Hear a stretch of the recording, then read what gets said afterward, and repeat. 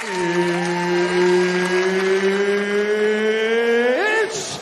time! What's kicking, everybody? We are back for another episode of Pickin' Fights. I'm Keith, joined as always by my amigo, Tom. Tom, how are you today, man? Oh, I'm doing good. We're testing out the separate monitor setup here. Hopefully it's a better presentation for the people. I don't know, my glasses looking crooked. I don't know. You want to talk about something crooked, the potential judging last night, robbing Volkanovski of that second round. And, for everybody watching at home, me and Keith watched it together in his wonderful house right there. And I was, when that fight, when it got announced, the decision, I was kind of on the side of like, I don't know, no, I knew the second round was going to be the deciding factor right away. But I had thought just, watching it for the first time, I thought Islam did win that second. We immediately stopped, went back, rewatched the second round. Dude, I think Volk won it, man. I think Volk won it. There was like a minute and a half, 2 minutes where he was defending the takedown. He did get stunned, but he also dropped Islam. Right. And he showed he should definitely get points for being able to defend off those takedowns. And I think he landed more damaging shots in that second round. And I think it was enough. We talk a lot about the fact that position is not necessarily going to or should win you points. It should be damage. And overall, the person who landed more damage in that second round was Volkanovski. Verdict MMA had it. Verdict MMA had him had more points overall. Yeah, man, I'm sorry. I know you're hurting. Yeah, no, I'm still pissed. The UFC has a major judging problem right now. And feels like every week we're talking about something like this. Yeah. Okay, so it's very true. All of social media is talking about it after every major UFC event.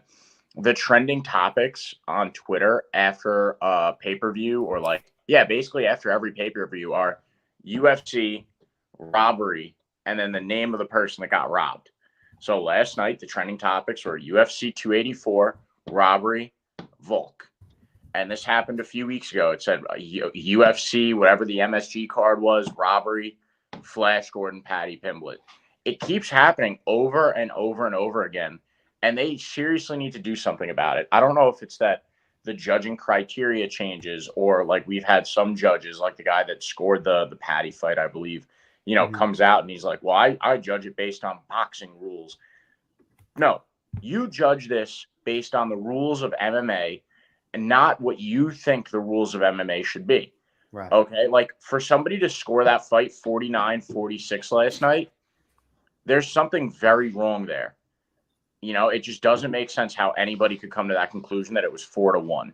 Yeah. And I think in that, he gave Islam every single round except for the fifth. And I think the third was very clear. The other two scorecards, had it going for Volk in the third. Everyone, I think, in their mother kind of watching that fight had it going for Volk in the third. You have Islam tweeting and being like, oh, well, I rewatched it and I only lost 1 minute of that fight. It's like, yeah, fuck you, dude. Ali tweeted that. Yeah, Ali tweeted fucking that. Scumbag, whatever. We were talking about it last night. Ali is a bad guy.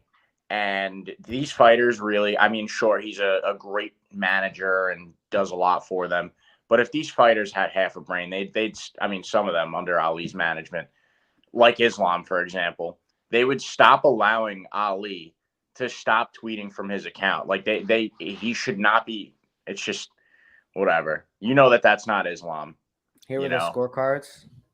Yeah. From yesterday, and you're looking at it, and all right, so we don't have Doug on here, our main guy, Doug. But yeah, I don't know what Derek Clearly is watching here to score the third round for Islam Makhachev. Obviously Ben and David Leffelby. How about that? Sounds like an Australian last name, man. That sounds Australian if you ask me. But either way, like that's rough. And you would think, we talk a little bit about judging and maybe potentially some bias here, but like you would think at least down under, Volk would get the benefit of the doubt in that second round that was largely back and forth, but where I thought watching it back the second time he convincingly won or did more damage. And let's see if we can pull up what Islam Makhachev, or should we say there it is. Watch tape, and to be fair, out of 25 minutes, Volk got the last 1 minute. That was in response to a tweet from Volk where he was like, just watched it back. And to be fair, I think I won rounds 2, 3, and 5. Surprised I didn't get my hand raised, ready to go with anybody, anytime, anywhere. And then Ali tweeted that for Islam like 2 seconds later. I mean, yeah, but listen, I mean, we look at this is what we were talking about with the Verdict MMA, kind of giving the first round and the fourth round to Islam. He did have his back threatening with that rear naked choke for a good portion, at least the end portion of that. First round. I know we were pretty nervous. There's also points in the fourth round where you were like, all right, he's going to win. All right, he's getting choked out. All right, he's going to win. So it was a real roller of emotions that first and third round. But yeah, no, that second round, you see Verdict, is giving it to him by the 0.19, pretty solid in the seventh, with the third round and the fifth round. And you add them all up, he's going to end up overall ahead. So, I would like to see something maybe a little bit more similar to this be instituted in the UFC, to where there is an aspect of the overall winner. Like if you have a giant round, like the fifth round that Volk had, that should be able to make up for the other rounds where maybe it was a lot closer. And also we were talking about this yesterday too, the prospect of like maybe later rounds in close fights being valued a little bit more heavily, not in necessarily blowouts or whatever, and not necessarily overall, because you don't want people maybe sandbagging for the later rounds.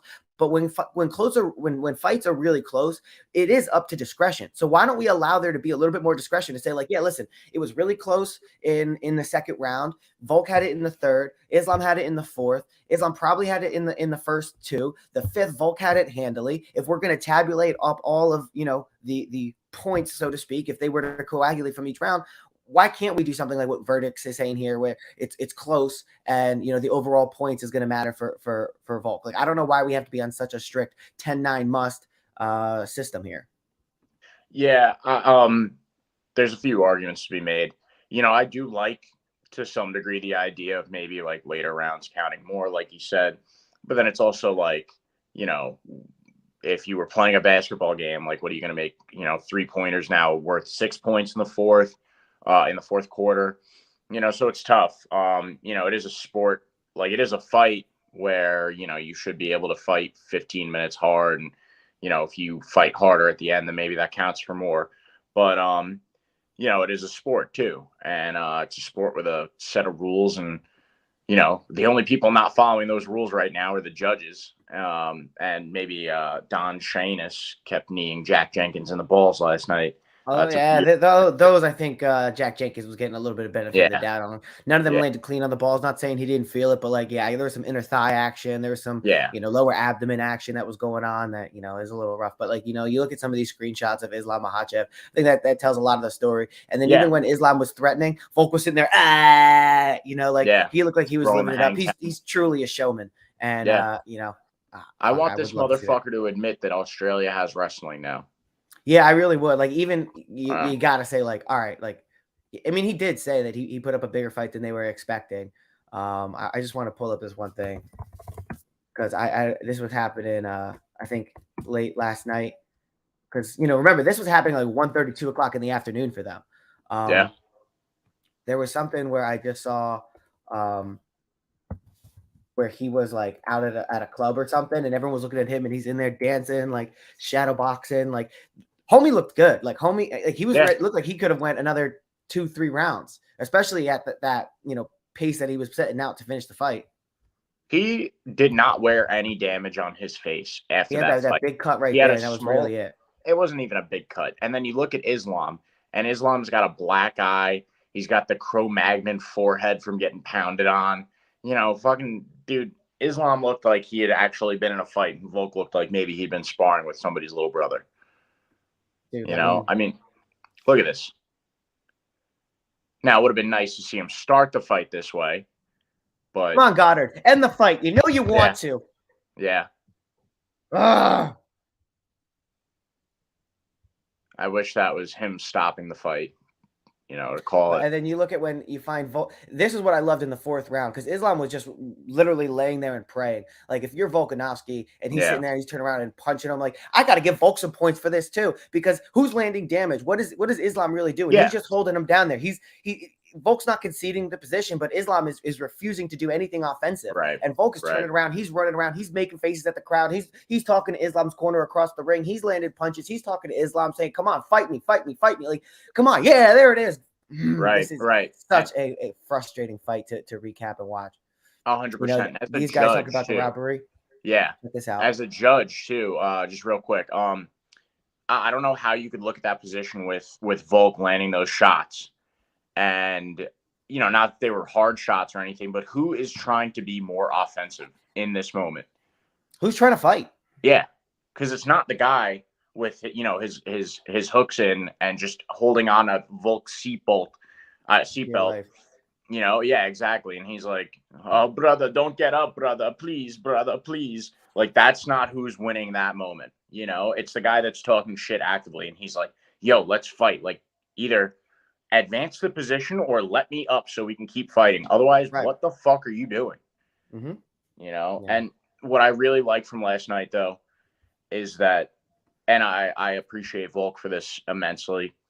First of all, always, I almost said always gracious in loss, but we've never really seen him lose. But he showed that Islam is very human last night. You had Islam walking around with this like, "Oh, I'm the next Habib, I'm unbeatable," very cocky. And whoever he goes up against next has a nice game plan, that they can use to exploit Islam. Like, if you walk him down, he's kind of a pussy. Like, he was on his roller skates going backwards a lot last night. He did land some shots, to be fair. He was landing his shots there, certainly at points. But, he wasn't that, and he had that one great takedown. He had one takedown that was really like, whoa, I think in the fourth round. But outside of that, he looked very human. And I look forward to seeing Beneil Dariush beat him, because I think that Beneil Dariush, should he get to Charles Oliveira, is the guy that, could, crazy. And the scrambles were really well done by Volkanovski too. And then also the other thing that I was noticing a lot yesterday is, watch this. I think it's a left or a right hook that comes from Islam. Volk, boom, just totally over his head. I think that, like, being the shorter guy definitely made finding that range a little bit more difficult for Islam Makhachev. And then also trying to get him down, having that lower center of gravity and being so strong. Like, I think Volk might be the prototypical guy built to take on the Dagestanis. They're going to weight bully you. Well, I'm going to lower my center of gravity. I'm going to have anti-wrestling. I'm going to get under your shots, and then I'm going to come in here clean, and then boom, watch this, takes him right down. I don't know if that was I don't know what he hit him with right there to get him on the ground. This left hand, because he goes over. Yeah, that left hand right on the chin, boom, drops him. Sits him down, and he did that a couple times. He sat him down a couple times in that fight. So, either way, I will die on this hill. I will say that was such a good performance. He borderline won. He probably should have won, but even with that, he put on such a great performance. You can't take the pound for pound number one away from him. He went up a weight class. He's the one putting everything on the line. Islam put his belt on the line against the guy who's traditionally 10 pounds lesser than him, 5 inches shorter than him. Like, and isn't traditionally a wrestler. Like, Islam did not put a lot on the line for this fight. So for him to then achieve the number one pound for pound without risking too much, and in a fight where he basically lost, I think that's disingenuous. And you got to give Volk, listen, you lost the fight by the decision. Whether right, wrong, or otherwise, you still need to be the pound for pound number one, because it's not like Israel Adesanya went up there, against Jan and got dominated. And you're like, okay, well, clearly Izzy can be at 185, but he can't hang at 205. Volk can hang at 155, 100% without a doubt. Yeah, no, I'm 100% with you. And I also believe that he could potentially hang at 170. But, listen, at 155, your argument's 100% correct, because Volk went up there, and there's every argument to be made that he won that fight. I don't know. I think Islam fans are somewhat delusional to not concede anything. Like, I could say, as a huge Volk fan, okay, like, Islam clearly won rounds 1 and 4, right? It's clear. And they're like, well, no, he won 24 minutes and Volk only won 1 minute of that fight. It's like, dude, shut up. Like, so delusional. But with that being said, there's a couple other people on this fight that I wanted to mention. Yair locking up that triangle choke. Sick. On Emmett. Really good job. And I mean, listen, but is anybody really questioning that Yair Rodriguez and Volkanovski are going to have all that competitive of a fight? What does Yair Rodriguez do that Brian Ortega doesn't? He has a little bit more creative kicks, but I think Volk is going to see that coming. He's going to be quick. Yair's quick, but so is Josh Emmett. And listen, I think I don't have too many issues with Volk going up against Yair Rodriguez, and always a good sport. Saying, hey, I am still the 44-pound champion. I'm going to fight Yair. I said I'm going to fight 4 times this year, and I'm a man of my word, and I'll meet him again in the 155-pound division. I'm not done with him. Like, yeah, damn right, not. You're the fucking champion, bro. Jack Della Maddalena getting a big win. Knocking Randy Brown in the second round there, or the first round, and then go and finish it with a rear naked choke. Really just putting his precision and his fight IQ on display, showing like, hey, listen, I can drop him, but I'm not gonna get outside myself. I'm gonna fight within my means, and the draw. High fight IQ. Jimmy Crute, still a good fight. Tafa not winning the $50K bonus for doing a one-stop shop knockdown KO of Parker Porter, flatlined him. A nice left hook. That definitely was the. Do you think he deserved a bonus? Tyson Pedro, that was disappointing.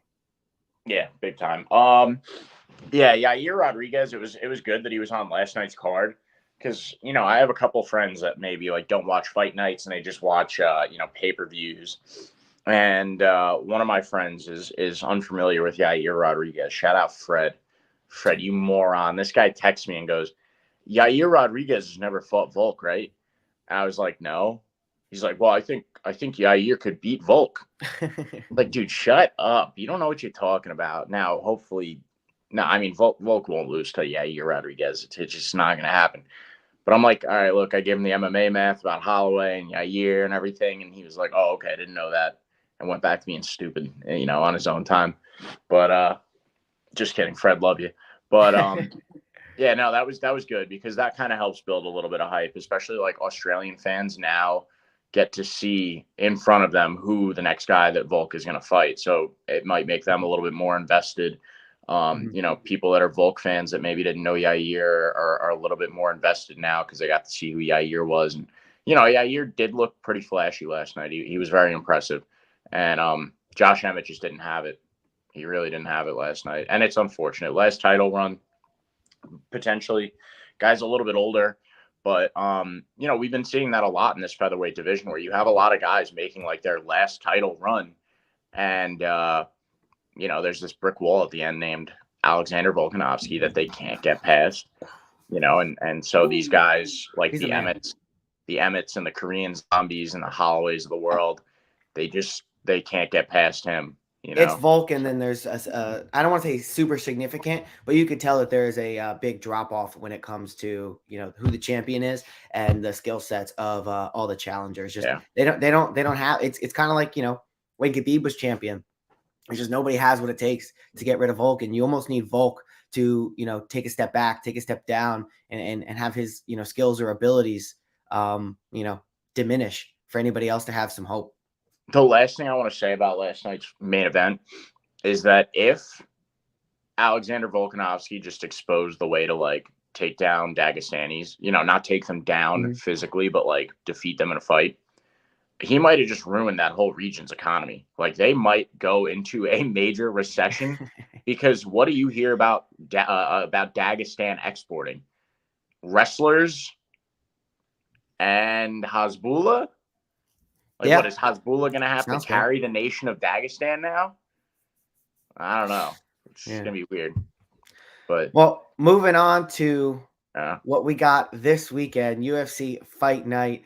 Andrade versus Blanchfield. Had to create this morning because of the short notice. This is the closest thing we have to a banner. You can check it in the thumbnail and check out my handiwork. I tried to match those fights as best as possible, but that's good.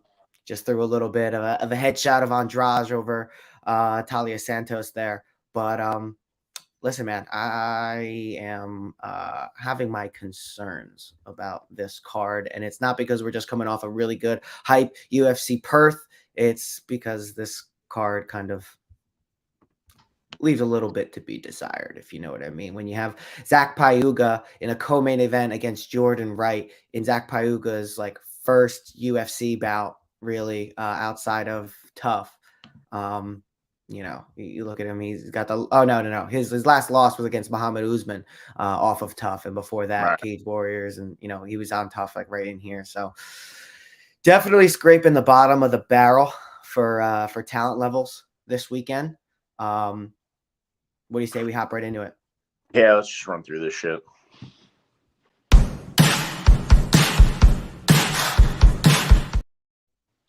All right, so prelim notables for UFC Fight Night: Andrade versus Blanchfield. Tapology, we don't actually have an official name for it, like UFC Fight Night 22, UFC Vegas 192B, like whatever it's going to be.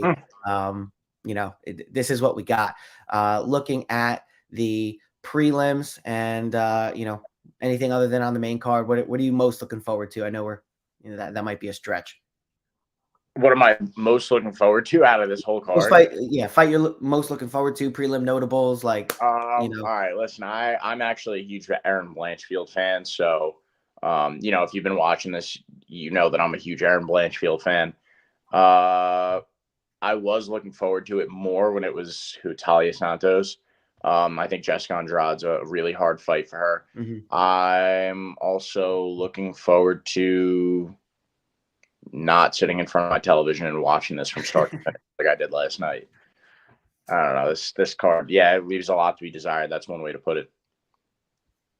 What are you most looking forward to? Starting at 4 p.m. Eastern, so kind of while the day is going on next week. What am I most looking forward to? Listen, there's some people on this that I think would be interesting to see. Nazim Sadykhov is a guy who's had a pretty good kind of reputation coming into the UFC. Going in, I think we're going to be able to see. I think the UFC is looking for some potential finishes here. There's some overmatched opponents. We got OSP on the card, which typically means that he's probably not going to be in a super interesting fight. But with that being said, I'm going to get right into my first prelim lock, and that is going to be Felipe Lins over the guy I just mentioned, Ovens St. Peru. The reason for that is OSP is just not the guy that we maybe once knew him as. 26-16, 2-3 over his last 5, 39 years old. Felipe Lins is definitely a little bit older too, 37 years old. Didn't realize he's creeping up there quite that much. But listen, OSP, we kind of know what we're going to get from him at this point. He's going to be methodical. He's going to be very defensive. He's not going to be going out there looking to necessarily finish the fight at this point in his career. He does have that win over Mauricio Shogun Hua. That was 9 months ago. We see where Shogun is now, and just obviously retiring and going to a split decision with a guy at that caliber, at that level. It's just it doesn't spell a lot of success for OSP at this point. He has the loss against Tanner Boser, the loss against Jamal Hill, which you don't hold him too much against. Alonzo Menafield, he did get a win against, but that was before, we kind of see Alonzo Menafield with Safe Saud and then have that rejuvenation of his career. He's got the split decision loss to Ben Rothwell a little under 3 years ago. For all of those reasons, I'm going to go with OSP. He's going to, I think Felipe Lins, he's going to go out there and he's going to try and finish the fight. He had a pretty decent fight with Marcin Prachnio, which I think is a little bit of a harder opponent. We'll see him later on the card, but he had a pretty decent fight with him, a little bit more of a harder opponent. And Felipe Lins, I think he'll be able to go out there. Another loss to Tanner Boser, but he's got the loss to Andre Arlovsky. I think this guy, both of them are going to have chins. I don't think we're going to see a knockout. I think the safe bet is to take this one to go to decision, go to the distance. But I'm going to go with Felipe Lins to get it done, especially going to the distance, because I think he's just going to be a little bit more active, land a couple more shots.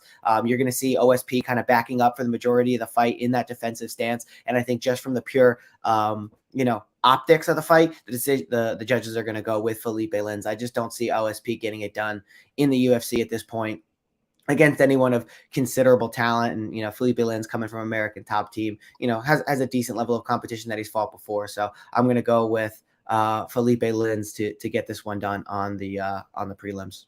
Yeah, I like that. Do you remember when OSP and Shogun Hua fought? Like, what was that, last year, year and a half ago? Yeah, 9 months ago. 9 months ago, actually. Yeah, wow. Feels a lot longer. I mean, almost as long as that fight felt. That was a long, boring fight. OSP is not that guy. All right, I'm just taking one. I'm going with Mayra Bueno Silva over Lena Landsberg. I really like Bueno Silva's jiu-jitsu. She's won the majority of her fights by submission. She's really controlling on the ground, really good at snatching arms and, basically trying to break them with those arm bars, mean arm bars. Lena Landsberg is on a 3-fight skid, 3-2 over her last 5. Pretty disappointing for her. But I really like Bueno Silva's ability to, just get somebody on the ground and find a way to submit them. Yeah, take the arm. That's what she's really good at, especially in the first round. So, I mean, I'm probably going to bet Bueno Silva by first round submission. I really like that, and I'm looking forward to seeing what the odds are. But, just last couple of wins, Stephanie Egger, no slouch, 7-2. Wins over Jillian Robertson. It's all right. Who else we got on here? And she went to a nice draw with Montana De La Rosa. Not that a draw is ever nice, but Montana De La Rosa is really good on the ground, really good wrestler, and the fact that those two women came to a draw together is impressive for Bueno Silva. Went the distance with Man and Firo. Yeah, which French fighter speaks to her striking ability too. Right. Yeah, exactly. Her ability, at least, to get in there with someone fighting or someone with really good striking, coming from shoot to box. Going to have a little bit of a reach advantage, generally the same size here. The age, I think, is something that's definitely important to note with basically 41-year-old Lena Landsberg, elbow queen on that 3-fight skid. I think she's something like 2-3 or maybe even worse inside of the UFC. The elbow queen is. Listen, a lot of people are going with Bueno Silva to take this one. And I'm right there with you. I'm going to go with you. I think maybe, I could definitely see a submission getting locked up here. Traditionally, it looks like Lena Landsberg has been good enough to get herself out of those positions. But again, at 41 years old, it could fall off. The wheels could totally fall off at any time. Mayra Bueno Silva to get the job done, I think is definitely your safe pick and your prelim lock. Yeah, I like it. Just speaking of that, 40 to 41. We saw it with Glover, right? Like Glover in the Yuri fight looked like a young, spry, not young, but he was like spry and he was moving well. And then you see him fight Jamal Hill and, it's looking like somebody didn't grease the joints up in a while. I think it would be something if Lena Landsberg, the elbow queen, got her elbow wrenched out this weekend. Not like, I don't want to see her arm get broken or anything, but, that's, elbow queen, that elbow's not feeling so right after you get an arm bar from Bueno Silva. All right, you got any more for us? Yeah, I got two other quick ones, and they involve some people who are lesser known inside of the UFC. I'm going to be taking concrete Clayton Carpenter here, 6-0 over UFC newcomer Juan Camilo Ronderas. I mean, honestly, I shouldn't say against newcomer because they're both kind of newcomers, but getting the decision win against Edgar Shairez on the Contender Series 5 months ago, earning that contract, and then coming out, just looking at his 5-on-in. Has some finishes here, and not the best competition, obviously, but the guy is only 6-0. Very early in his career, 26 years old, 125 pounds. He's going to have a little bit of the size advantage here, fighting out of the MMA lab. And then you have Juan Camilo Ronderas. Listen, 4-1 in the UFC, has had some major time off in between those fights, 3 years ago, not against the best, competition. Turn around and David Dvorak gets submitted inside of the UFC. I wish I knew what was the deal, how he got into the UFC at 4-0 with only 4 fights in his back pocket at 125 pounds, and then missing weight for the 125-pound fight against David Dvorak, still finding himself getting submitted. I like Clayton Carpenter here. He's from a good gym. He's exciting. He's a little bit younger. Juan Camilo, he's taken some time off. Definitely could have, vastly improved. But just from everything that I'm seeing here, and especially the Tapology folks, the gurus over there, I like Clayton Carpenter to get this one done. He's like just a little bit faster and a little bit more technical, and I think he's got a little bit better of a future in front of him. Juan Camilo, I think, is honestly, I don't know where they're finding and what the qualifications are to get a 125er to bring him up to the UFC. No Contender Series, no tough, just 4-0 against questionable competition. Throw him in there, get submitted, and then he gets a return contract maybe to prove himself. We'll see what happens. And then the other one I have is going to be Nazim Sadyakov over Evan Elder. Nazim Sadyakov is the Black Wolf, and he's 5-0 in his last 5, coming off of Cage Fury, so definitely nothing to scoff at there, getting the decision, and he's only really getting better as time goes on. Now listen, Cage Fury, these guys 0-0, 2-0, but he's looked really good when he got on the Contender Series 5 months ago, finishing 9-1. Ahmad Souzahil Hassanzada, I should really just take a break from saying these names. It's getting tiresome. But listen, he went out there. He looked really good. He's getting the finishes. You have Elvin Elder, who went out in his last fight. Went to decision with Preston Parsons, which isn't terrible. But I just think that the level of competition that we're talking about here, Marcus Australia, yeah, you got the knockout, but so did 15 other people. Paris Padilla, low quality of opponents, 6-6, going to decisions. I just feel like Evan Elder at this point, the phenom, is a little bit of a exaggeration when you think about the skill set that this guy has coming into the fight. His last fight 9 months ago, coming off the loss. I'm again, you also wonder, guys, 7-0, I guess that's why you get him into the UFC here, but you would think that the UFC might have a little bit better way of parsing out that talent before somebody, you just throw them in on the card. Like, what's the point of the Contender Series if you're just going to take guys who face subpar competition and just offer them a contract? Why would anybody want to go on the Contender Series at that point? Like, I know it's just another avenue in, but it seems like, the criteria for allowing people to get into the UFC is just so warped. Some people have to go through a whole, 8, 9, 10-week camp with other people in a house just to have a shot at going to the tough. And then the ones who win, they get a contract, but also some of the ones who lose also get a contract. So like, what the fuck is the point of the show? And then you have the Contender Series where one fight can get you in, but sometimes people win the fight and they don't get in. Sometimes they do win the fight. Like, yeah, sometimes people lose the fight and then they get in, or they lose and then they take some time off, go fight a can, and then they get in. Like, there's just really no basis for criteria for any of this. No. I'm going Nazim Sadykhov. I think he's the better fighter. I think he's got more power in his hands. I think he's more diverse at this point. This fight is happening at 155 pounds. You have Evan Elder coming down from 170, trying out a new weight class. I just think it'll feel a little bit weird for him. And having some, he's been, I think he's been stunned a few times in his career. So coming down, I don't think that that's necessarily going to help his chances there. And who knows how that's going to be. That's a big amount of weight to drop. He's 5'10", so he's not necessarily undersized for 170, but we'll see how this goes. And, Killcliff FC, both these guys from good gyms. I'm just going with Black Wolf Nazim Sadykhov, and so are the people on Tapology, and I think the knockout is good here. Nazim has those hands, so those are the prelim locks. Yeah, I like those picks a lot, especially the Clayton Concrete Carpenter pick, or Concrete Clayton Carpenter. I mean, that's a blue collar name if you ever heard it, right? Concrete and Carpenter in one name. This guy, if he wasn't in the UFC, he'd probably be smoking cigs on a construction site with a name like that. But I like that, and especially against a guy like Juan Camilo Ronderos. Interesting enough, Tapology has Juan Camilo Ronderos as the 87th best flyweight in the world, but Clayton Carpenter is the #1 flyweight in the state of Arizona. I don't know. I guess that's like Tapology voting and everything. You got to be really deep into this sport to go in and vote for people state by state.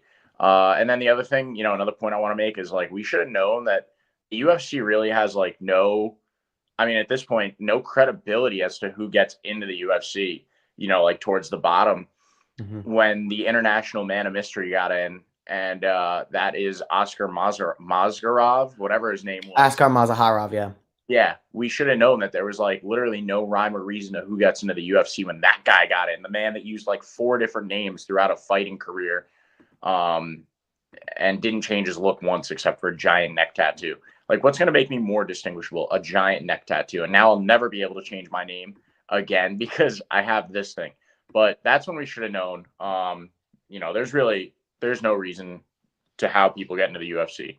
It's not even merit based. I don't think. I think they just looked at a guy like Oscar Mazharov and they were like, "Oh, this guy looks cool." If he he had a much better record when they signed him than when he actually went to fight. And you realize, oh shit, this guy's record is actually so warped. I think he was something like 23-3, and then by the time the fight started, he was 15-9. Yeah, it was all padded, and then people started to figure out, wait, this is the same guy. What was it? I don't even remember his different aliases, but this guy was like a super spy in the MMA world, going country to country, changing his name back and forth. I don't think that they really do their due diligence when, maybe I'll just go fight a bunch of cans and then get signed to the UFC and change my name and shit 4 times. Yeah, if you can get on some shady promotions with things that are kind of hard to back up and fact check, you might find yourself in a light heavyweight bout and being like, what, kind of looking like what's the meme where it's like a like a housewife who's sitting there with like her gloves on. She's like, how did I end up here? You know what I mean? Just just find yourself on some shady promotions, and then one thing leads to another, and you have Ali Abdelaziz sitting in front of you trying to sign you. Oh, that would be sweet. I can't promise that it would look like an episode of Bully Beatdown. Me being like the bully in that case, fighting, a fully fledged MMA fighter. But yeah, I mean, there is a path to get to the UFC, and it's change your name and join a shady promotion. Change your name like 6 times. If it's like anytime you lose, change your name. Just change your name and get a new tattoo. All right, you ready to jump into this main card? All right, let's do it. Oh, actually, I wasn't ready. Now I'm ready.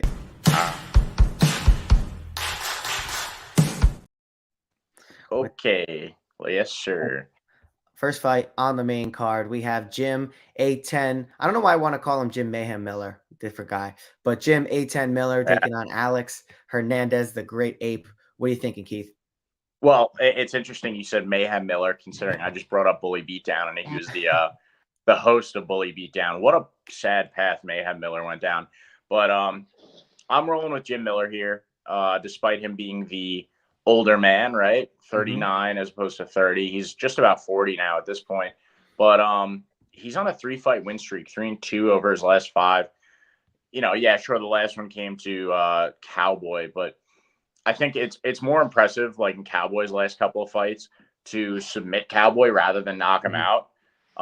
Really good submission in, I believe it was the 2nd round against Cowboy. Cowboy's jiu-jitsu did still hold up. On his feet, not so much, but his jiu-jitsu did still hold up in the last couple of fights. And, not really fighting slouches, right? Like Nicolas Mata, not so bad. Eric Gonzalez, another good guy. Like those guys have winning records. They were, good competition. And Jim Miller did show against Eric Gonzalez that he can still work on his feet. He knocked Eric Gonzalez out with an overhand. And then, you have Alexander Hernandez, who, remember when he was like this young, cocky kid? Like he fought Cowboy too, and he was talking a lot of shit. And this was young Cowboy. Cowboy gave him the business, and I'm pretty sure he knocked him the fuck out. But Alex Hernandez at this point, he's not, that young kid anymore. Like he has kind of fallen off. He got knocked out the last time around against Billy Q. And Billy Q is not known to knock guys out. And then, Renato Moicano, a great jiu-jitsu practitioner who, I think Jim Miller is comparable to, then choked out Alex Hernandez. I just see more paths to victory here for Jim Miller. I see him working on his feet, landing a couple of good shots, going in for, like maybe an overhand or two, and then faking an overhand, dropping down for a takedown, and, taking the back of Alex Hernandez, because Alex Hernandez does like to give up his back when he's on the ground quite a bit. These guys are very similar in size, 1-inch height difference, 1-inch reach advantage for Alex Hernandez. And despite Jim Miller being almost 40 years old, like he's another one of these guys in his 40s that he's going out there and he's doing it. And, this kind of speaks to jiu-jitsu, because Jim Miller is a great jiu-jitsu practitioner. Or jiu-jitsu player, whatever you want to call him. But when you're old, like when you're in your 40s, if you have great jiu-jitsu, you can still go out there and win fights. And I think that that's the path to victory for Jim Miller this week, is to use that jiu-jitsu. People at Tapology believe so as well. And I'm rolling with Jim Miller. I'd like him to get it done by submission. What do you think, Tom? Yeah, I'm actually trying to find I'm on Best Fight Odds right now. I'm trying to find what the odds are for this. Obviously, when you type in UFC Fight Night, that is not quite good enough to pull it up. Let's try Erin Blanchfield and see if we can get her. All right, so here we are. Erin Blanchfield, UFC Fight Night 219 is what we're calling it. It's annoying that I have to do extenuous research to find that. Thank you, UFC. Jim Miller plus. Go ahead. No, I was going to say it should be easy. Like just name it something and keep calling it the same thing. Why do we have to have UFC Vegas this Fight Night 216? Those mean the same things, but it's always also referred to as just the name of the main event. Like we have 3 different nomenclatures for naming these non-numbered cards. Can we figure something out, please? That's my one ask. That being said, looking here at Jim Miller. We got it on the screen. plus 165, started plus 160, went up to, plus 170, and now hanging out at plus 165. Alex Hernandez minus 195, hovering right around there, seeing the line movement there.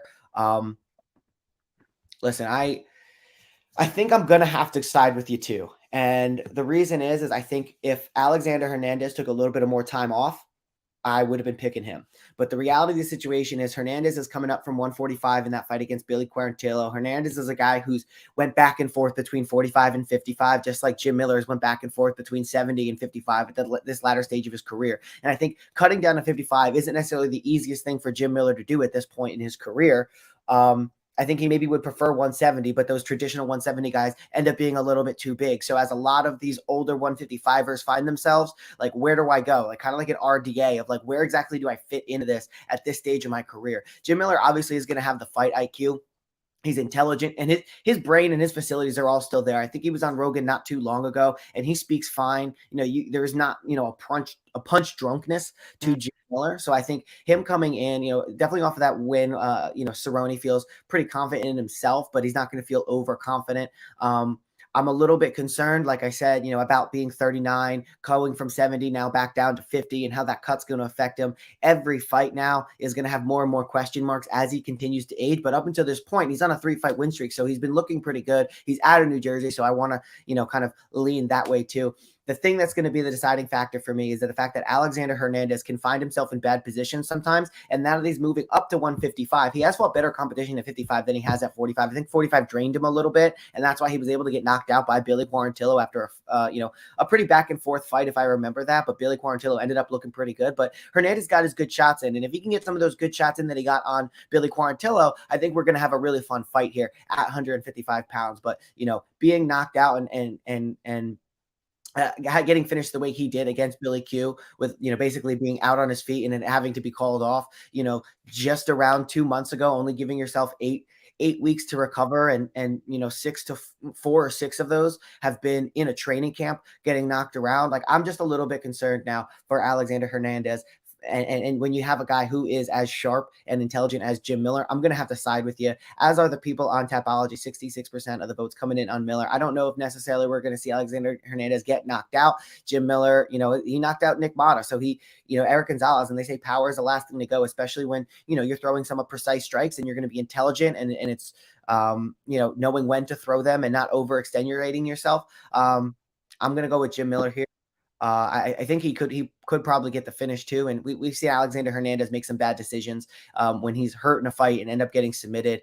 I don't think it's a bad pick to take Alexander Hernandez to lose by finish. But then again, he is the younger guy. He's at 155 pounds. He's shown a little bit better there. I would kind of go maybe Jim Miller by finish, Hernandez by decision. And that's maybe where I would fall on it. But the more I talk about it, the more I'm starting to lean Jim A10 Miller. Yeah, no, I think it's, especially at plus 165, the money is there. I think it's a high value bet. I don't know what Vegas is looking at. Maybe they're just considering that Alex Hernandez is the younger guy, but I think Jim Miller is a high value bet on this card, and he's probably my favorite underdog. So I'm definitely rolling with Jim Miller. Next, oh, you got something for us? No, I was gonna okay. Sorry. Tell everybody what's next up. The amazing fight. My bad. No worries. The amazing fight of Josh Parisian versus Jamal Pogues. And I think this is Jamal Pogues' third fight associated with the UFC, but first fight actually in the UFC, getting decision victories on the Contender Series twice before he was finally let in. And it was really, really emotional for him when he, I could tell Dana White, when he was trying to decide if he should let him in after this second fight, he decided, like, screw it, I'll give you a shot. And they're really throwing him a bone against a guy like Josh Parisian, who's been known to gas out, especially like in the latter minutes of the first round. The fight against Parker Porter really comes to mind. Jamal Pogues, to talk about it a little bit, like historically on his first fight in with the Contender Series, he let's see if I can find it here. Yeah, he went out against Marcos Brigagao, who was undefeated at the time, and Brigagao was kind of outmatched on the feet, definitely outmatched on the ground. I think 7 takedowns were landed by Pogues, but he was able to get the takedown, land a little bit of damage. Eventually, they got back to their feet, and then he would just go for the takedown again. And Pogues was just relentless with that takedown. I don't know if he's going to be able to take down Josh Parisian quite as easily, especially considering the second time around in the Contender Series, he didn't attempt really a single takedown, or I think he attempted 2 or 3, but didn't get him against a very tired Paulo Renato Jr. That was more of a boxing match, in which case I think it was something like Jamal Pogues only went to the head. He landed a lot of jabs, maybe a couple hooks here and there, but not too many combinations until the very end of the fight. And, it just looked like Jamal Pogues was either I'm going to go with the takedowns or I'm going to go with the stand-up and the boxing. I think if he mixes it in, he definitely has all of the intangibles to get it done here, but I'm just concerned that he's going to be too one-dimensional and lack some of that fight IQ. But what I will say about Jamal Pogues is he's very coachable in the ring. And that's what we've seen lately, especially on the Contender Series fights, is that when they say, hey, do this, hey, do that, you do this, he listens very well to his corner. And I think that's going to aid him in this fight against Josh Parisian, who's, definitely bigger. It's important to remember that Jamal Pogues weighs in at 248, doesn't cut any weight at all, and is, just that like Parker Porter style heavy guy. But if he thinned out, got on a plan and worked out, like he's much bigger than this picture makes him look. And not bigger in the positive way, kind of fat. I think if he got on a diet plan and really took this seriously, he could be a 205er for sure. At only 6'3", he's not a traditional heavyweight, and Senko went into that a bunch on both of his Contender Series fights. Josh Parisian, like I said, he's got the win over Alan Badeau, who really didn't do anything inside of the UFC, and that was a case where he was able to take him down and ground and pound, and I don't think that Josh Parisian is going to have the grappling advantage. It's at least going to be close in this fight. We haven't seen Pogues in really a bad position on the ground. He hasn't fought crazy competition, but being the younger guy and being so emotional when he got that ticket, I think he's going to do everything he can to get it done. That might involve a little bit of an adrenaline dump, but Josh Parisian's a guy who has been known to get finished. He got finished by Dontel Mays, who wasn't doing much in the UFC outside of that win. He has the split decision against Roque Martinez. And, he also lost to Parker Porter, where Parker Porter kind of really came on after. And, you don't love to see when guys like Parker Porter, who are carrying so much weight, are able to have a gas tank much longer than yours. And Pogues was, for better or for worse, throwing punches well into the third round in his last fight. So I'm going to go with Jamal Pogues, even though both of these guys, it's going to be a low, a low quality MMA fight. Yeah, that's a great way to put it. Yeah, I think it really comes down to two things, and you made really great points. So just to piggyback off that a little bit, it comes down to two things. Is Josh Parisian does have decent knockout power. He has 11 knockout wins. So does Jamal Pogues come into this, follow his game plan, land takedowns? If he can do that, he'll tire out Josh Parisian. You got to make this, a little bit of a tough match for Parisian and tire him out, and then, really turn on the gas at the third round. Josh Parisian, on the other hand, could knock out Jamal Pogues, who's new, fresh-faced. His defense was kind of lacking, and yes, he is one-dimensional. So could Josh Parisian knock him out in the first round? I don't know. But I'm with you. I think Jamal Pogues is going to make this a little bit of a tougher fight for Josh Parisian. He is on, it is his debut, and we know that historically guys making their debut tend to struggle a little bit. I think just to be contrarian though, I'm gonna go with Josh Parisian here, and see maybe he gets the win potentially by knockout. Against a new guy, fresh faced, not the best defense, very coachable, but he's coachable when he goes back to his corner, especially. And it's probably louder in the contender series than it is like in the Apex. This is definitely a tough fight for me to pick, but I think just to be a little bit contrarian and pick against a guy that's making his debut, because we know that that's tough, I'm going to go with Josh Parisian here as opposed to Jamal Pogues. Just, it's tough on your debut. And you mentioned the adrenaline dump. Yeah. You get a little stupid when you're the adrenaline's pumping through your veins like that. It's a little bit tougher. So let's move on up to the next one then. Moving on up to the next fight, we got Kevin. Where did Kevin come from? William Nightmare Knight taking on Marcin Prachnio in the 205-pound light heavyweight division. I know we've seen William Knight come in and fight at heavyweight too. He is probably the biggest, strongest looking guy inside of the UFC. You know, you can see here last time weighing in at 251 pounds. It's going to be interesting to see this guy hit 205.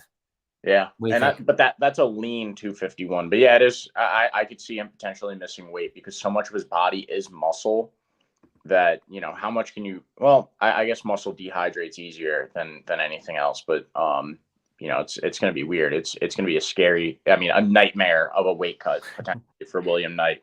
But if he does make weight and everything goes back, you know, everything goes well for him, you're probably going to see him say he's dieting right and everything.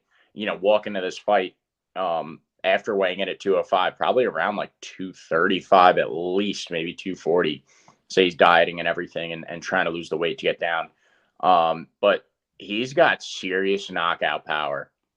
And his back's up against the wall a little bit because William Knight's not like the guy that's, you know, a draw and they're going to keep around if he goes on a 3-fight losing streak. You know, I think maybe a guy like William Knight, you have 3-4 losses in a row and the UFC starts looking to ditch you. I think William Knight's going to come in here on a mission if he does make weight. I mean, if he misses weight, that may be goodbye William Knight. So there's that in and of itself that, you know, the drive could be there to make 205 here. But I think if he makes weight and it's not like a terrible weight cut and he doesn't look bad, then I'm all with William Knight here because the knockout power is legitimate. And if he's walking around against Marcin Prachnio, who is a legit, you know, light heavyweight. Look at Marcin Prachnio, or sorry, look at Felipe Lins, who is Marcin Prachnio's last loss. Yeah.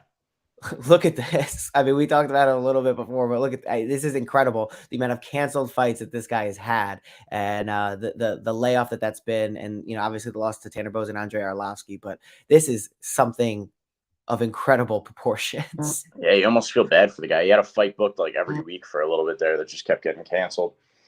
But yeah, I'm rolling with William Knight here. You know, and that's barring a drastic weight cut. If he doesn't look like emaciated, you know, where we can see his cheekbones coming out of his face like we did with Josh Emmett, then I think this is William Knight's fight. He's not a bad guy. He's extremely strong, extremely powerful, and not like super intelligent with his striking, but if he lands, like he can land anywhere on your head and you're potentially going to go to sleep. So I'm going with William Knight here. What do you got, Tom? Yeah, it's tight. I'm going to follow you with William Knight, like you said. Depending on how that weight cut goes, he's gotten wins at light heavyweight before. So depending on how that weight cut goes, I think he has all the power to put Marcin Prachnio away. We've seen Prachnio definitely, you know, get knocked out by Mike Rodriguez and Magomed Ankalaev. I don't think he's going to be facing the same quality of caliber of opponent, should I say, in William Knight. But if he lands, he can definitely get the job done. Marcin Prachnio's wins are against a guy like Khalil Roundtree, where like, listen, if you could avoid Khalil Roundtree, I give you all the skills necessary to avoid William Knight. They fight in a pretty similar fashion with just violence, and their careers have been up and down in kind of a similar fashion. He's got the win over Ike Villanueva, which I always discount because Ike Villanueva, especially towards the latter part of his career, couldn't buy a win. So you know, definitely not very impressive for Marcin Prachnio. He's going to be the much taller guy, obviously, as everyone against William Knight is for the most part. Standing at only 5'10" for William Knight, but like you said, he's a brick shit house, and if he lands, I think we could see Marcin Prachnio go away, get put away rather. I don't think Marcin Prachnio is going to be the one to put away William Knight. I mean, I know he got put away by Devin Clark, but Devin Clark really benefits when people don't have the level of grappling that he has and they can, you know, out grapple him. And Devin Clark has some crazy legs too, to be able to have the power and hold William Knight down. I don't think we're going to see that game plan from Marcin Prachnio. I think it's going to be a standing battle. I'm going to give, you know, side with William Knight to be able to land some of those power shots and get it done. And as you see, the people on Tapology also agree with you, Keith. Yeah, well, that's good because they didn't agree with me with Josh Parisian. So it's nice to be on their side once. Next up, Zach Pauga versus Jordan Wright. I never know if I'm saying Pauga or if it's Pauga. But, you know, we'll find out from Brendan Fitzgerald this weekend, right? Yeah. He's the okay, I can never remember if it's Fitzpatrick or Fitzgerald. Yeah, no, well, now you have me. No, it's Fitzgerald. Okay. But this is another weird one because you have Jordan Wright who, you know, he seems like if the wind blows at him, he's gonna get knocked out. He's got no chin whatsoever. And then Zach Pauga is not like the most aggressive guy. But what's also weird is what is this? This bout's at light heavyweight. Okay, so you have Zach Pauga going down to light heavyweight and Jordan Wright going up to light heavyweight. Jordan Wright typically fighting at middleweight. There was a time when I thought Dushko Todorovic was like, great. Like I was really impressed by him. 3 months ago, he knocked out Jordan Wright. Marc-Andre Barriault submitted Jordan Wright, and Bruno Silva knocked out Jordan Wright. Bruno Silva is no slouch. And then Joaquin Buckley, also no slouch, 5 fights ago, knocking out Jordan Wright. I feel like his chin is just, it's got to be so wounded at this point, fighting a heavy, big guy. Zach Pauga is another guy. We got to see if he makes weight because he does typically fight at, heavyweight, light heavyweight. Muhammad Usman, I believe, is a light heavyweight. So that might have been the season, tough, the light heavyweights. But so it shouldn't be too hard for Pauga to get down there and make weight and everything. But again, this is a weird one because it's like, is Pauga going to be aggressive enough to get in there and get that knockout? He's not like the most aggressive guy in the octagon. I think this week he's going to be. It's been a bit of a layoff. 5 months. Typically, you see these new guys come in and fight very often, and 5 months does feel like a long time for a new guy to not fight, especially after a season at Tough. They typically try and capitalize off of the press from that show, but I think Zach Pauga is he's gonna knock out Jordan Wright. Stronger guy, bigger guy. Jordan Wright moving up. I don't know if this is like a move for Jordan Wright where, not having success in middleweight, let me get heavier and see what it's like at light heavyweight where guys punch harder. And I keep getting knocked out, so I'm gonna get knocked out again. I'm gonna roll with Zach Pauga here, though. I think if he can land one good shot on Jordan Wright, it's gonna be game over for the guy. So rolling with Zach here. What do you got, Tom? Yeah, I'm right there with you. Listen, Zach Pauga, his last time out, he fought at heavyweight or light heavyweight with Muhammad Usman, and Muhammad Usman is every bit of that heavyweight, where he is just jacked to the gills, as you would imagine an Usman would be at heavyweight. And Zach Pauga, coming in 239 is what he weighed in at, obviously undersized and more of that Samoan build with that just kind of inherent strength and not that show strength. And he got knocked out by Muhammad Usman, but he was doing well in that fight leading up to it, and Usman just caught him. I don't think Jordan Wright has the skill or the power necessary to kind of catch Pauga in the same way. And like you said, he's moving up to heavyweight now, and maybe the cut had something to do with why he was getting knocked out so easily. But the reality of the situation is the damage has been done, and it's been done fairly recently with 2 knockouts inside of the last year. And he's coming in here against a guy in Zach Pauga who, likes to knock people out. I know he went to the decision with Marcus Perez and Jean-Jacques Machado, but or Jean-Jacques Machado at Terence Jean-Jacques definitely didn't knock out Jean-Jacques Machado. Listen, he has the ability. He has some strength. He hasn't done it super recently. I don't think Jordan Wright is the highest quality of opponent, but I think Pauga definitely has the power there. And Jordan Wright gets hit. He has the off button that shows that, he sometimes he turns off. And against guys with heavier power, maybe the not cut will help him a little bit, but I think the damage is done to his psyche there. And unless he's dramatically changed something over the last 3 months, I think his head movement is he's going to still stay on the center line. He's still not going to be moving around too much. And especially as the fight goes on, maybe being a little bit heavier, he's going to be a little bit slower. He might hit a little bit harder, but I don't think he's going to hit hard in the way that Muhammad Usman did. So I'm going to roll with Zach Pauga. And I think I showed before, so are the people on Tapology. And just to go over to best fight odds, Jordan Wright plus 245, starting plus 240 up to 245. Obviously, it's still a week out, and this isn't a very heavy card, so not a lot of action coming in. But yeah, Zach Pauga minus 295. I think it's maybe a little bit strong, considering it's he's coming off a loss in the UFC, and we haven't seen him prove it yet. But I'm still rolling with Zach Pauga to get it done in this fight.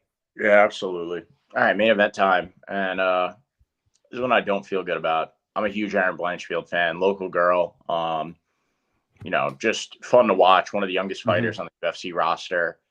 Great grappling, but this does feel like punishment to some degree. Like, Meatball McCann was a little bit of a cash cow for the UFC, fun personality and everything. And that was a huge test for both of them. Step up in competition for Erin Blanchfield. Could Molly McCann handle the grappler? No, she couldn't. Very easy submission win for Erin Blanchfield in the first round in that fight. And, now that she took out the cash cow and people aren't as interested in Molly McCann, they're punishing her by giving her Jessica Andrade, who is a bit of a killer. She's a stone cold killer. I wouldn't want to be in an octagon with Jessica Andrade. She's like a little pit bull. She's angry. She always looks pissed off when she's in there. Mm-hmm. And, there are a few things going in Erin Blanchfield's favor. Jessica Andrade coming out on short notice, fought Lauren Murphy 3 weeks ago for 15 minutes. And that was she didn't look tired, but I'm sure it was an exhausting fight because that was just her using Lauren Murphy as a punching bag. She was saying at the end, her hands started hurting from hitting Lauren Murphy so much. Wow. That, I don't know. I don't want to read into that too much. It's been 3 weeks, so I'm sure her hands feel better. But Erin Blanchfield, see, this is tough because Jessica Andrade is good on the ground. She's definitely impressive. And I don't think that Erin Blanchfield has the striking to hang in there on her feet with Jessica Andrade. But I think if she takes Jessica Andrade to the ground, Erin Blanchfield does love the crucifixes, and they're hard to get out of. If she can get her into a spot like that, then this is Erin Blanchfield's fight and just finish it with some elbows out of the crucifix. I do have to lean towards Jessica Andrade, but because I think that Erin Blanchfield is potentially like the next big thing in the UFC, I think she's potentially like next up to reign after Valentina makes her exit, which has to be coming up soon, right? You would think so. I think a win here, it proves if Erin Blanchfield can pull it off, it really proves that she is what we all think that she is. It's a huge test. So I'm going to go with Erin Blanchfield to pass that test because of her ability on the ground. I don't think that she has the striking to hang in there, but if she takes Jessica Andrade down, I think this is her fight. Her grappling is so strong. And Jessica Andrade on late notice, you would think after the big card in Brazil, Jessica Andrade in front of the home crowd, a lot of anticipation, everything, beating up Lauren Murphy the way that she did, that she would have gone on vacation like right after that. So, I don't keep up with Jessica Andrade's life or anything, but I'm just not expecting her to come in like peak shape. This fight being announced a week before and everything. She said yes for a reason though, but I'm still going to roll with Erin Blanchfield. Probably some good underdog money to be made there. So, and she's been training for this for quite some time. So, I like the girl, and I think that she is the next big thing. And I think that this is just another test that she has to pass. And if she wins this weekend, that puts her like that elevates her, that skyrockets her standings, and a potential championship run at such a young age too. The young age is one of the things going against her, but she does have fight IQ and everything. Not to keep going on and on about how much I like Erin Blanchfield, but I'm taking her this weekend, even though I don't feel super good about it. What do you got, Tom? Yeah, I'm just kind of perusing her Instagram right now, seeing like if there's any evidence of going on vacation. Everything's obviously in Portuguese, so got a translate button. Hard to decipher here in real time. But listen, I think I'm gonna see, because I can't get a great read either way to know if Jessica Andrade it took some time off. It's hard to say. You would imagine that she would, going after Lauren Murphy. What a performance! At least take some time off. It was only 3 weeks ago. She took next to no damage in there. But the question for me is, at times we have seen Jessica Andrade get taken down by some of the better caliber grapplers. She even found herself on the ground for a short period of time in that first round with Lauren Murphy. So, and Erin Blanchfield, cold-blooded is such a true name for her, because she's went out there and just took Molly McCann down, didn't eat a single shot, and just elbowed her until they picked her off. So she got that decision there. She got a submission against JJ Aldrich. She's been running through people, and even though she went to a decision with Miranda Maverick, that wasn't really close at all. She even decided to stand up and stand with Miranda Maverick and kind of beat her there on the feet, and then took her down almost at will. And she has such good timing of her takedowns. Both girls at 125 pounds. It's going to be a real test for Erin Blanchfield to see if she's able to get Jessica Andrade to the ground and really test that grappling of her for her against a top-level opponent. I think it's also going in Erin Blanchfield's corner that she's coming into this fight healthy, and she's coming into this fight a little well-rested, and she's also had a training camp. You have Jessica Andrade, who's probably staying ready to a certain degree. Maybe she took a couple days off. It was only 3 weeks, so maybe she's coming back, been training for 2 weeks as if she, has a fight coming up, and hard to really get a reading on that. But I'm going to have to side with actually Erin Blanchfield here. And the reason is because I think she's been training. She's shown that, she's had basically no resistance against the ground, and she's only been getting better at 23 years old. Every time we see her, I think we're going to see a better version of Erin Blanchfield.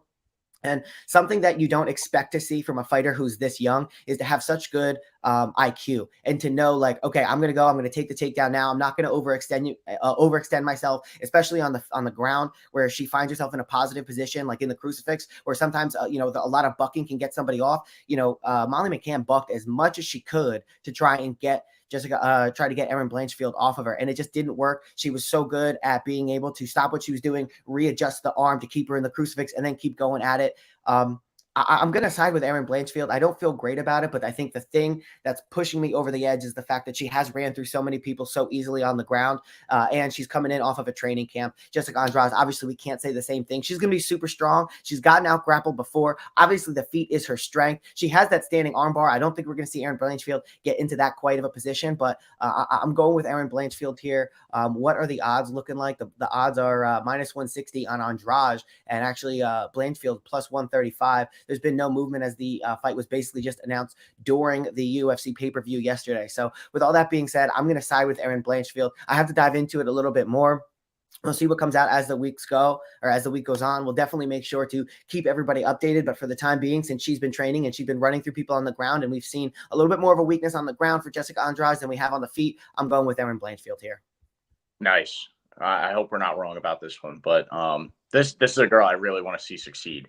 Like I said, local girl to us, and young, and I think it would be good for the promotion if she continued succeeding. Very marketable, I think, too. Especially for younger people, like that would be such a nice thing for the UFC if a girl like Erin Blanchfield was successful, because then you're able to draw in like a crowd of, young females who are thinking like, maybe do I want to get into MMA? And then you have this girl, Erin Blanchfield, that's out there doing it at such a young age. Look, she's like, she's a pretty girl. She doesn't look like Jessica Andrade, who looks like she could eat you, or like choose your words carefully, out. Keith. Yeah. She looks like she could like bite your throat out. So, she looks like who you would expect to be a feared fighter. And right. Erin Blanchfield doesn't look like she would be feared, except when you see her fight, you go, oh, she knows what she's doing, and she mauls people. Right. Like you could see Erin Blanchfield walking around like, any college campus in America. Right. So I really hope we're not wrong about that. But, just for updates on our picks, you can go ahead and follow us on our, our personal Twitters right below us. At PickinKeith. Tom is at PickinFightsTom, as well as at _PickinWinners on Twitter and Instagram. Make sure you please like, comment, and subscribe. We got a couple people in here. What's up, Randy Garcia? Randy Garcia just said, yo. What's up, Randy Garcia? So, yeah, that's what we like. We like when people jump in the chat and we can talk to them. What's up, Randy? So, definitely jump in the chat, like, comment, subscribe. Randy, if you're not subscribed, please do so. And then you can listen to us on Spotify as well. If you can't watch a full episode in the car, you can't tune in live, check us out on Spotify. Randy Garcia said, yo, again. What's up, Randy Garcia? Yo to you, my friend. How you doing? How'd you like those fights last night?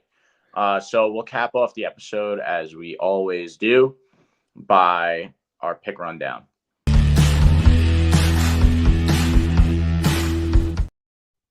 All right, prelim locks. Prelim notables, I'm going with Mayra Bueno Silva. I'm going with Concrete Clayton Carpenter.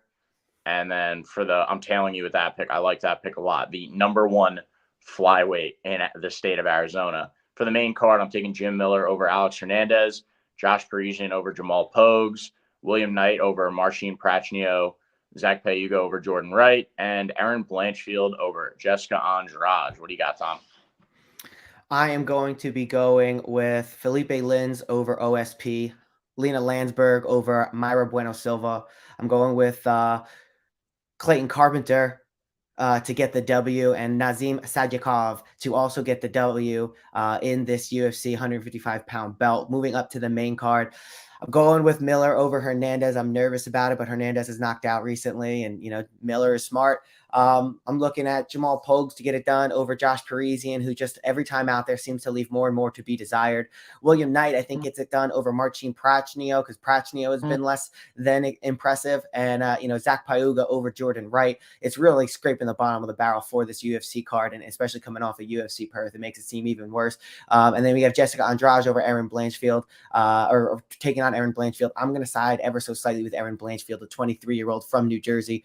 Thanks everybody for watching, but that's where we're at right now, and a lot of changes going on late minute, but we got it for you. So make sure to stay tuned. So like, comment, subscribe. We appreciate it. Thank you, Randy. Yeah. All the yos. Hold on. I just want to hear, Randy, the floor is yours. What's up, Randy? You keep saying, yo, I'm curious. What do you got for us, man? You still? All right. Never mind. No, yep. Oh, okay. Never mind. All right. Thanks. Take it easy, guys. Have a good night.